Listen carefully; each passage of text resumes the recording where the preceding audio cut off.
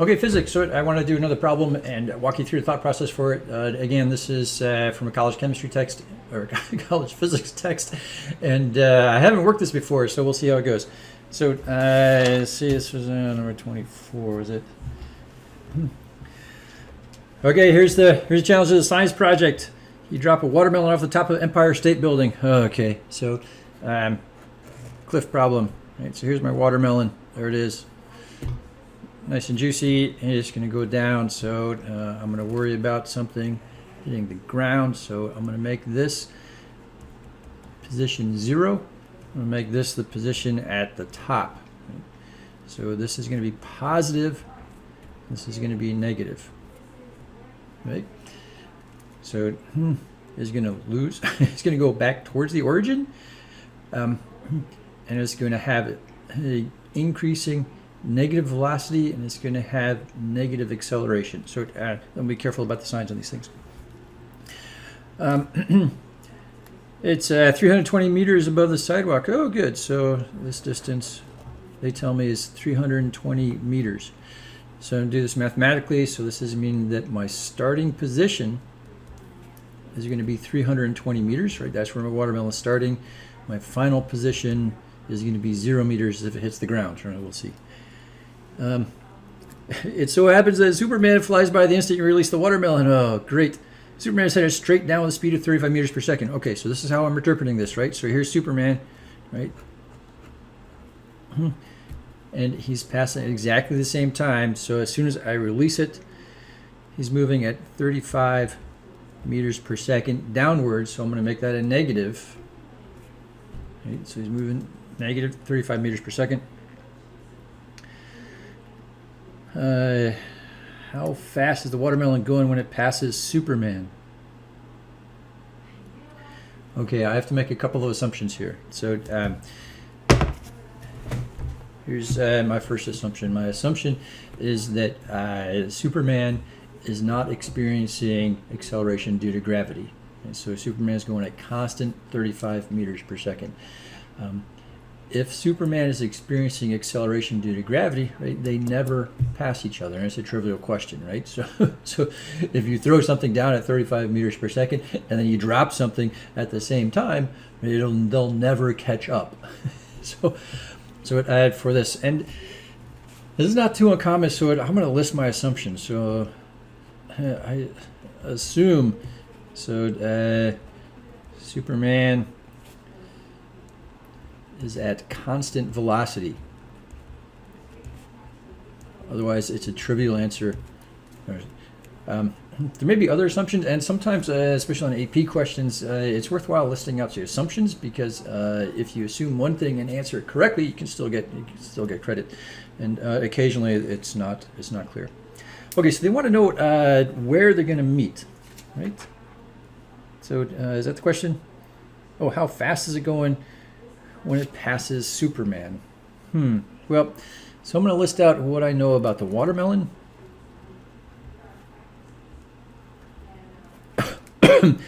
And what do I know about Superman? And I'm really not sure what I'm going to do yet, so I'm going to start listing stuff out and then see if we can make sense out of it. So I know a starting position. I don't know his ending position, right? So if he hits the ground, that would not be good. But starting position, I know. So in this case, I'm not going to use the ground as my ending position. What do I know? So I'm dropping it. So dropping is a hint that my initial velocity is going to be 0 meters per second.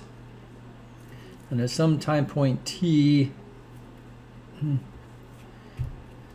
it's going to catch up with Superman, and it'll be at some position it will catch up with Superman. I know acceleration is going to be negative g, or negative 9.81 meters per second squared. And that's all I can think of. I don't know the final velocity. I don't know, but this is what I want to find, right? So they're telling me how fast is the watermelon, right? So this is ultimately what I want to get to. And that's everything I can think of, right? Starting position, ending position, starting velocity, ending velocity, time, and acceleration. And I'm going to get rid of that one altogether. Superman, so what I know about Superman, so his starting position is going to be 320 meters. So he's passing, the way it's worded, it says he's passing at the same time I let go. His velocity, his initial velocity, is going to be 35 meters, negative 35 meters per second. His final velocity is going to be the same, right? So there's no change in velocity. I could put that in there if we want.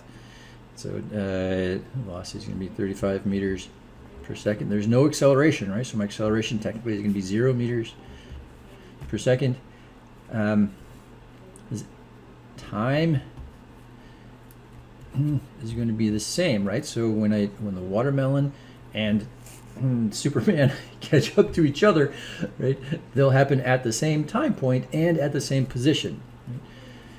So I'm going to say I'm just going to use a variable t. So that time's going to be the same, whatever it is, and that end in position that they meet at is going to be the same. I'll call it x and this x. And that's going to be at the same position. So I have connectors between these two. So a lot of times time is a convenient connector and position is a convenient connector. Well, so what do I want to do? So I'm thinking if I can come up with an equation that gets me to velocity, and it can include one of these two, time or position, then I can use a second equation that has time or position from this to plug into it to make sense, right? So and I'm thinking I'm going to have essentially two equations and two unknowns, and go from there. So let me see if I can remember my, my three equations I have to choose from. So I know what x is going to be x naught plus v naught t plus 1/2 a t squared. I know v squared is going to be v naught squared plus 2a delta x. And I know the definition for acceleration, so v is going to be v naught plus acceleration times time. These are the three that are given to you on the formula sheets. I guess you're expected to know the definition of velocity, which is going to be change in displacement over time for something at constant velocity. You can get there from this one, right? So when acceleration is 0, I end up having that one, which is delta x is v times t. So I guess if you set acceleration to 0, you can get there. Let me think about this. So for my watermelon, what am I going to do? So my watermelon, what do I know? So I know velocity. I want to find final velocity. I know acceleration. So I know the easiest one to me is this last one, right? So I want to know final velocity. I know initial velocity. I know acceleration. But I don't know time. Right? So I'm thinking that I'll use this equation here with time. And these other two I know, right? So it's already rearranged for me. I just need to figure out what time is. So time, I'm going to see if I can get time from the Superman side of the equation. Right? So let me think about this. So this is constant velocity. So constant velocity is going to be well, what do I say? Position. It's going to be x naught plus v naught t. It's not going to get me there. I don't know. I'm thinking I don't know position and I don't know time, so now I've got two unknowns. What else can I use? Well,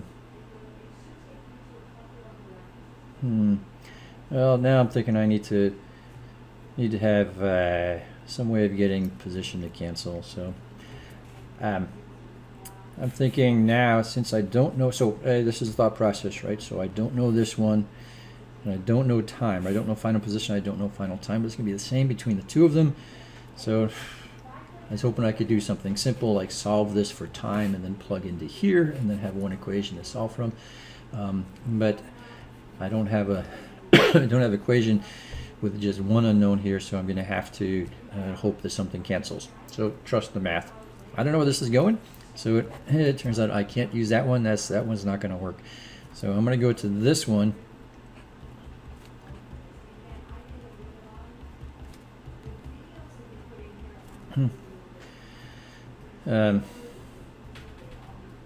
Yeah, so I'm thinking I can solve this for time. Plug in here and hope that final position cancels out.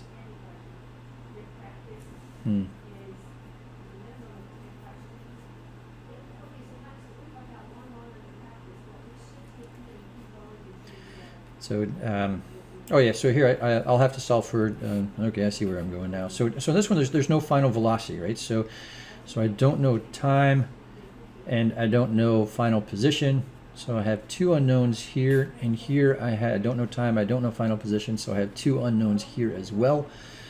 So I'm going to solve for, I have two equations and two unknowns. So maybe what I'll do is I'll just set these equal to each other, right? So now algebra, I'm going to end up with a quadratic, hooray! But you should be able to solve a quadratic equation.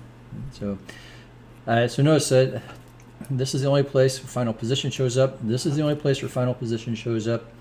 So I can set these two equal to each other, and then I'll be left with one equation with one unknown, and it's going to be a quadratic. Right? So that's what I'm going to do. So recreational algebra. Here we go. So I'm going to set this one x naught plus v naught t. I'm going to set this equal to x naught plus v naught t plus 1/2 a t squared. T is the thing I don't know, right? So I've got a square in there. I don't see it going away, so it's going to be, oh, maybe it's not going to be quadratic. We'll see.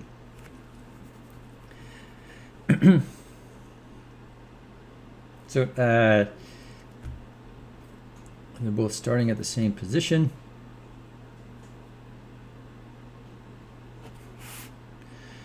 So this x naught is going to be the same. Notice this is be careful though, this is the v naught for Superman, and this is the v naught for the watermelon. Right? So the v naught for the watermelon is 0, so this is going to go away. My initial velocity for Superman is going to be this thing, right? So I'm going to have v naught for the Superman times time. It's going to equal 1/2 acceleration times time squared. Oh, look, I don't have a quadratic. Nice. So I'm going to divide both sides by time. I'll be left with v naught for the Superman is equal to 1/2 acceleration times time. The thing I don't know here is time, so I'm going to solve for time. It's going to be 2 times v naught for Superman divided by acceleration. And now I can plug in some numbers. So 2 times v naught for the Superman is negative 35 meters per second. And this is the acceleration that the watermelon is experiencing. So the watermelon is experiencing acceleration negative 9.8 meters per second squared. So I'm going to end up with 70 over 9.8. Notice I get a positive value for time. So if you get a negative value for time, something's gone wrong. It'd be really easy to do in this question because I'll be, oh, my calculator's dead. There it is.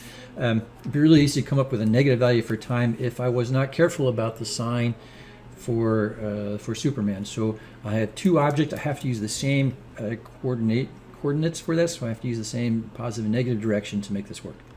So I don't know, 70 divided by 9.8. Let me get a real number here. Which is going to be 7.14 seconds. Okay. So now I know, I'm going to go back here. So now I know time is 7.14 seconds. And now I can go back and use this equation now that I know time. Right? So my final velocity is going to be equal to my initial velocity plus acceleration times time. I know these three things, so now I'm just going to do a little bit of math. So I'm going to have 0 plus acceleration, which is negative 9.81 times time, which is 7.14, And I'm going to get a negative velocity. Does it make sense? It should make sense to you. Times 9.81, which is going to be 70. How about that? 70 meters per second in the downward direction. If I wanted to, maybe it would have been cleaner if I'd plugged in this value, so I could have come up with an equation to represent this. So I could have said velocity is going to be initial velocity of the watermelon plus acceleration times of the watermelon times 2 times initial velocity of the Superman divided by acceleration of the watermelon. And this is 0, this cancels, so I end up with twice the velocity of the Superman. You can do this conceptually too.